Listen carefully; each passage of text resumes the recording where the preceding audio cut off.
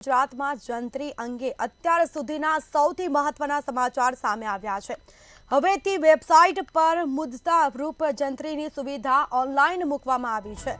મુખ્યમંત્રી ભૂપેન્દ્ર પટેલ સમક્ષ સંપાદનના કામે યોગ્ય વળતર ન મળતા અંગે ખેડૂતોએ જંત્રીના ભાવોમાં વધારો કરવા માટે કરેલી રજૂઆતો અને વિવિધ સંગઠનો તથા સંસ્થાઓ તરફથી મળેલ રજૂઆતોનો મુખ્યમંત્રીએ સકારાત્મક પ્રતિસાદ આપ્યો છે, જેમાં ગ્રામ્ય અને શહેરી માટે જંત્રીના અલગ અલગ ભાવો જાહેર કરાયા છે। આ જ મુદ્દે સંવાદદાતા રાબિયા સાહલે આપણી સાથે સુરતથી લાઈવ જોડાયા છે। જી, ફરી એકવાર જંત્રીના ભાવમાં વધારો કરવામાં આવ્યો છે, શું વિગત?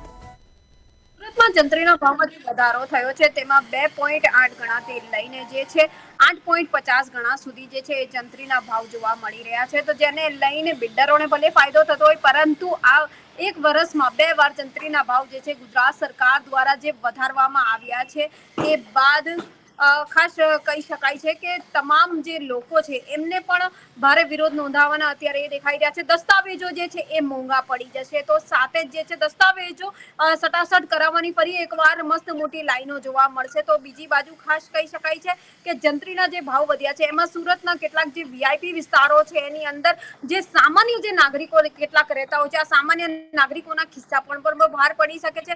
તો એની સાથે જ જે છે જે સરથાણા વિસ્તાર છે, સરથાણા વિસ્તારમાં સૌથી વધારે જંત્રીના રેટ જોવા મળી રહ્યા છે। 1 વર્ષ પહેલા કહી શકાય કે જ્યારે જંત્રીના ભાવમાં વધારો ગુજરાત સરકાર દ્વારા કરવામાં આવ્યો હતો ત્યારે એ ભાવ વધારાને કારણે ભારે વિરોધ નોંધાયો હતો, જે બાદ વૈજ્ઞાનિક સર્વેના નામે 1 વર્ષમાં ફરી એકવાર જે છે જંત્રીના ભાવ 2.8 થી લઈને જે કહી શકાય કે 8.50 ગણા જે વધારવામાં આવ્યો છે એને લઈને ખાસ જે ફ્લેટોની કિંમત છે એ બમણી થઈ જશે, દસ્તાવેજો જે છે એ મોંઘા થઈ જશે, ભારે જે વિરોધ છે એ લોકો દ્વારા કરવામાં આવે। ફરી એકવાર જે છે લોકોની અંદર આ જંત્રીના ભાવ વધવાને કારણે ક્યાંક ને ક્યાંક સરકાર પ્રતિ રોષ પણ જોવા મળશે, કારણ કે જે સુરત અડાજણ વિસ્તાર કહી શકાય, સરથાણા વિસ્તાર કહી શકાય, જે વેશુ વિસ્તાર કહી શકાય, આ તમામ વિસ્તારોની અંદર જે રીતે ઘરની કિંમતો, જે રીતે જંત્રીના ભાવો વધારે આવી રહ્યા છે એ તમામ જે ભાર, જે બોજો એ છે ને એ લોકો પર પડશે। એક બાજુ સરકાર દ્વારા કહેવામાં આવે છે કે સ્વપ્નાનું ઘર સરકાર આપે, સ્વપ્નો જે છે લોકોનો એ પૂરો કરવામાં આવે છે, લોકોને કેટલીક રાહતો આપવામાં આવે છે, પરંતુ ક્યાંક આ જંત્રીના ભાવ 2011ની તુલનામાં અત્યારે 2024માં જોવા જઈએ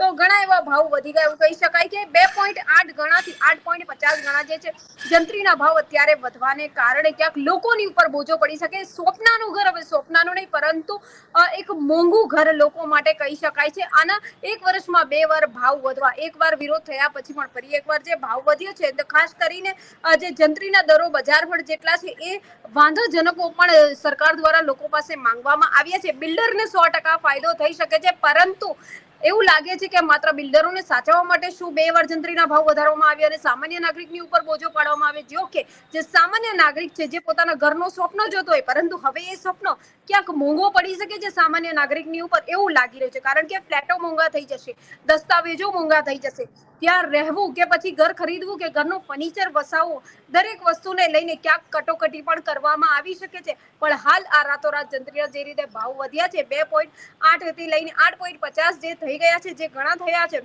એને લઈને લોકો ચોક્કસથી ચિંતામાં મુકાયા છે। તો બીજી બાજુ બિલ્ડરો દ્વારા પણ આખો જે જંત્રીનો જે જાહેરાત વાત થઈ છે એનો સર્વે કરવા માટે પણ હજી સમય માંગવામાં આવી રહ્યો છે।